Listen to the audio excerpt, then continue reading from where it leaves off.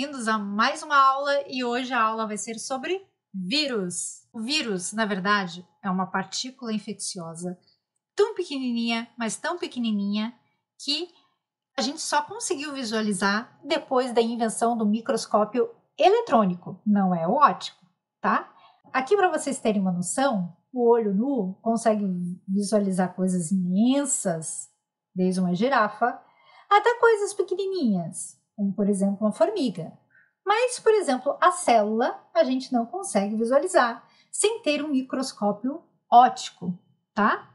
O microscópio óptico consegue visualizar desde uma asa de uma abelhinha, por exemplo, até coisas pequenininhas como uma bactéria. Mas para a gente conseguir visualizar coisas menores que bactérias, a gente só consegue através do microscópio eletrônico, que consegue desde células até partículas muito pequenininhas como moléculas. A gente só não consegue visualizar átomos, tá? Então, no microscópio eletrônico, temos aqui nesse ranking de coisas que a gente consegue visualizar, a gente tem o vírus, que tem mais ou menos o tamanho de 10 a 100 nanômetros. Para vocês terem uma noção que são nanômetros, milímetros, 10 a menos 3 metros, tá? Micrômetros, 10 a menos 6 metros. Nanômetros, 10 a menos 9 metros. Para vocês terem só uma dimensão do tamanho, aqui a gente tem uma hemácia, que é a nossa célula, nosso glóbulo vermelho, que tem 10.000 nanômetros. Aqui a gente tem uma bactéria bem conhecida, que é a Escherichia coli, que tem mais ou menos 1.000 nanômetros. E aqui a gente tem os vírus. A gente tem vírus de 24 nanômetros, 90 nanômetros, até os bacteriófagos, que são grandões, que são 225 nanômetros. Isso também ainda não significa que a gente consiga olhar sem ser no microscópio eletrônico. Mas quais são as principais características do vírus, né? O vírus ele não é considerado um ser vivo, porque pela teoria celular é especificado que todo ser vivo ele é constituído por células. E o vírus ele é acelular, ele não possui células. Na verdade, ele não possui nem ribossomos, que é uma estrutura encontrada em células mais simples, como as bactérias, né? Células procarióticas. Não, o vírus nem isso tem. Aliás, ele é menor do que um ribossomo, tá? Por isso que a gente diz que eles não são seres vivos, tá? Então, são umas partículas infecciosas que elas conseguem se reproduzir só quando estão dentro de outras células. Então, elas são acelulares, elas não conseguem se reproduzir ou produzir as suas próprias proteínas se não estiverem dentro de uma célula. Por isso que a gente chama os vírus de parasitas intracelulares obrigatórios, porque eles pegam a vida emprestada da célula para conseguir se multiplicar e produzir as suas proteínas. Então, o que seria a estrutura do vírus? A gente vai ver as fotos daqui a pouquinho, tá? Mas seria um ácido nucleico, podendo ser DNA ou RNA, ou, por quê? Nunca os dois, protegidos por uma cápsula de proteínas, que a gente vai chamar de capsídeo, tá? Eles conseguem se multiplicar dentro de células vivas, utilizando a síntese celular do seu hospedeiro. Então, o hospedeiro, que vai ser uma célula que vai produzir o RNA ou DNA do vírus, dependendo do vírus que for, e vai produzir o seu capsídeo. Então, essas estruturas especializadas, elas vão produzir, tá, o ácido nucleico do vírus, o capsídeo do vírus, e ele vai conseguir infectar outras células. Aqui, pessoal, vocês conseguem ver o ácido nucleico, como eu falei para vocês, DNA ou RNA. Pode ser DNA de fita simples, DNA de fita dupla, RNA de fita simples, RNA de fita dupla, pode ser helicoidal, pode ser circular, tá? Isso daí a gente não vai entrar no mérito, mas ou é DNA ou RNA. E aqui o capsídeo, que é, na verdade, um conjunto de proteínas, tá? Cada bolinha é uma proteína, tá? E cada bolinha dessa, cada proteína dessa, a gente dá o nome de capsômero. Então, o capsídeo nada mais é do que um conjunto de capsômeros, tudo bem? Tem alguns vírus que é só isso, o ácido nucleico e o capsídeo. Alguns outros vírus, eles recebem um envelope, tá? Lipoproteico, muito parecido com a membrana plasmática das células que eles parasitam. Na verdade, são resquícios de hospedeiros anteriores com algumas outras proteínas virais. Isso faz com que esses vírus eles sejam mais virulentos, ou seja, eles possuem uma capacidade maior de infectar outras células. Então, possuímos o vírus não envelopado, que é sem esse envelope de membrana lipoproteica, e o vírus envelopado. E são alguns exemplos, né, do vírus. Existem vários formatos do vírus, né? Ele é comprido com envelope, ele é comprido sem o envelope, no caso só o capsídeo. Ele em forma de icosaedro, sem o envelope. Ele em forma de icosaedro com o envelope. E aqui um que parece um robozinho que a gente chama de bacteriófago, que é um vírus especial que ele parasita bactérias. Então, falando ainda das estruturas, aqui eu coloco as estruturas dos principais vírus que vocês conhecem, né? O vírus da gripe, que é o de um RNA e também tem um envelope. Temos aqui o vírus do HIV, que no caso é RNA, mas lá dentro desse vírus existe uma proteína chamada transcriptase reversa, que ele consegue sintetizar o DNA a partir desse RNA dele, tá? Por que transcriptase reversa? Porque o reverso é o contrário da nossa transcrição, né? Que é produzido um RNA pela RNA polimerase a partir do DNA, que é utilizado como molde, né? Aqui não, o molde é o RNA e aí tem a transcriptase reversa que consegue produzir o DNA. Tá? Apenas os retrovírus, porque tem essa transcriptase reversa, que conseguem fazer esse procedimento. Um exemplo é o HIV. E temos o nosso coronavírus, né? Que não poderia deixar de falar dele, que também é RNA, tem o capsídeo e tem aqui o seu envelope. Temos aqui uma fotinha dele, né? Claro, uma foto bem didática, para a gente ter uma noção como ele é, tá?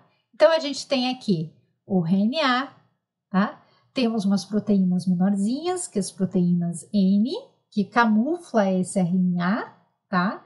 Para que o nosso sistema imunológico ele não reconheça. Temos aqui a proteína E, que ajuda a infectar outras células. Temos aqui, né, a membrana, que é o envelope. Mas o que a gente mais tem visto é a proteína S de spike, que é essa que tem sofrido mutação e feito as novas variantes mais infecciosas, tá? Essa proteína S, a função dela é se encaixar na célula hospedeira. Na verdade, a gente sempre fala que o vírus ele é muito específico. Muitas vezes ele ataca poucas espécies de hospedeiro, tá? E no hospedeiro, ele ataca alguns órgãos de alguns sistemas, porque essa proteína S, ela precisa se encaixar num receptor que a gente tem dentro das nossas células. E esse encaixe é tão específico que a gente chama de encaixe chave-fechadura, porque o formato do receptor das nossas células tem que ser compatível ao receptor do vírus, tá? Então, quando você tem uma mudança, uma mutação, tá, nessa célula, nessa proteína spike, ele pode simplesmente ficar muito diferente, ficar menos compatível, e aí, na verdade, você acaba matando o vírus, né, porque ele não consegue infectar nas células, ou muitas vezes ele fica tão mais compatível que é muito mais fácil entrar nas células, tá? Então, a proteína S de spike, ela se encaixa a esse receptor celular, no nosso caso a gente chama ele pro coronavírus de ACE2, tá? E isso libera o RNA do vírus dentro da célula. Esse RNA, ele se multiplica, faz milhões de cópias e serve como molde para que os nossos ribossomos produzam as proteínas do capsídeo. E aí, cada vírus pode conseguir produzir de 10.000 a 100.000 cópias dele, que acaba contaminando outras células. Então, aqui, pessoal, foi o que eu falei, né? Do ligante do vírus com o receptor das nossas células. O que acontece? Você tem que ter um formato muito parecido para que você tenha essa infecção. Multiplicação viral. Então, aqui a gente vai ver 4 exemplos, tá? A do bacteriófago, e aí existem 2 tipos de multiplicação, o lítico e o lisogênico. A do DNA, a do RNA e do retrovírus, tá? O bacteriófago, principalmente o tipo 4, que a gente chama de T4, foi um dos mais estudados pelos biólogos. E ele ataca algumas células, e a gente vai dar o exemplo da Escherichia coli, que é uma bactéria que a gente tem no nosso intestino muito comum. Então o vírus, ele se acopla na célula e ele libera o seu DNA. No caso do bacteriófago, o T4 é um DNA. Esse DNA, ele além de se multiplicar, ele tem as informações para produzir o capsídio. Esse é um vírus que não tem um envelope, tá? Esse capsídio, ele se acopla ao DNA, formando novos vírus. E esses vírus explodem a célula e são liberados para infectar novas células.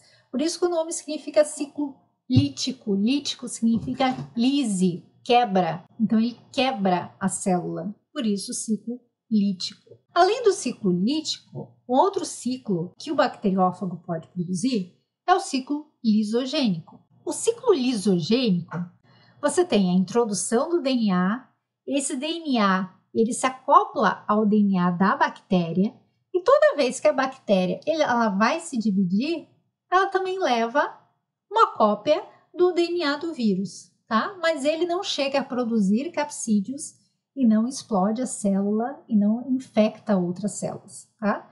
As células novas realmente elas possuem esse DNA do vírus, mas ele fica lá incubado. Agora, você pode ter um ciclo lisogênico que pode acabar virando um ciclo lítico, tá?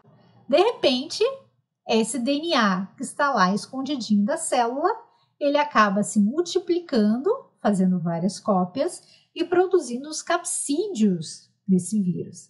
E aí, o DNA com seu capsídeo, que é o vírus pronto, várias cópias dele, ele explode a célula e consegue infectar novas bactérias.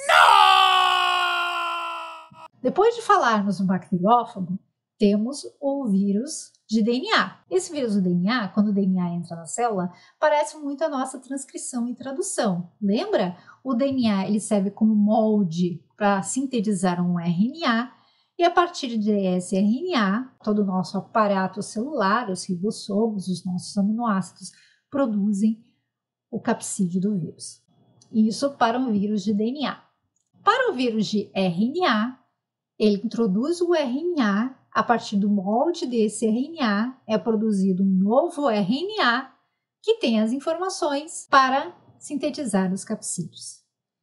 E por último, a gente tem o retrovírus, que nada mais é do que a introdução de um RNA, mas dentro do vírus existe a transcriptase reversa, que tem como objetivo a produção do DNA a partir do RNA molde do vírus. Com esse DNA novo produzido, esse DNA serve como molde para a síntese de um RNA novo que vai conter as informações para a produção da proteína. Como eu disse para vocês, cada vírus ele é muito específico, tanto para o seu hospedeiro, quanto para a célula, o órgão e o sistema que ele ataca. Então, a partir desse momento, a gente vai ver quais são as doenças virais e quais são os sistemas que ele ataca. O primeiro que a gente tem é o órgão da pele, né? Então, quais são as doenças viróticas que a gente tem? Varíola, herpes, catapora, rubéola e sarampo. Para o sistema nervoso, eu peguei 2 doenças virais, a poliomielite e a raiva. Lembrando que tem várias outras doenças virais que a gente viu por aí, tá? Elas ou estão erradicadas ou você pode evitar tomando a vacina. Sistema cardiovascular e linfático. Aqui, né, o vetor o Aedes aegypti, que pode ser o vetor de 4 doenças principais. Primeiro a gente conhecia a dengue, a febre amarela, agora a gente sabe da zika e da chikungunya, né? E também temos uma outra doença viral que ataca o sistema linfático, que é a mononucleose. Sistema respiratório, muito conhecido como resfriado, e a gripe, são doenças diferentes, de vírus diferentes, e agora a gente também sabe do coronavírus. Sistema digestivo, cachumba, gastroenterite rotaviral, o rotavírus, né? Muitas vezes quando você vai no médico ele diz que é virose, muitas vezes é um rotavírus, e os 5 tipos de hepatite, o A, B, C, D e E. E associados ao sistema genital, eu trouxe aqui para vocês o HPV, e a gente tem aqui a herpes genital. Bom, não poderia terminar a aula sem falar na terapia gênica. Depois que os biólogos estudaram bastante sobre o vírus, o que eles repararam? Que o vírus poderia ser uma grande ferramenta para curar pessoas que tivessem com doenças genéticas. Muitas vezes, quando você tem doença genética, é uma mutação no seu DNA que faz com que alguma proteína fique defeituosa. Então, qual foi a sacada deles? Já que o vírus consegue introduzir o ácido nucleico dele dentro da célula hospedeira, retirou-se o DNA ou o RNA que fazia mal a essa célula hospedeira e colocou uma cópia saudável do DNA que a pessoa doente ela não tinha porque tinha mutação, tá? Então, quando o vírus começou a infectar a célula do paciente, ele na verdade está levando uma cópia exata, uma cópia saudável do gene defeituoso desse paciente. Então, as células dos pacientes podem começar a produzir proteínas saudáveis. E um exemplo disso é uma notícia, isso já em 2018, né, que o vírus da gripe está sendo modificado para combater câncer no cérebro, né? No caso, em 2018, a gente já tinha resultados bem positivos. Espero que vocês tenham gostado da aula. Próxima aula, Reino Monera. E até lá!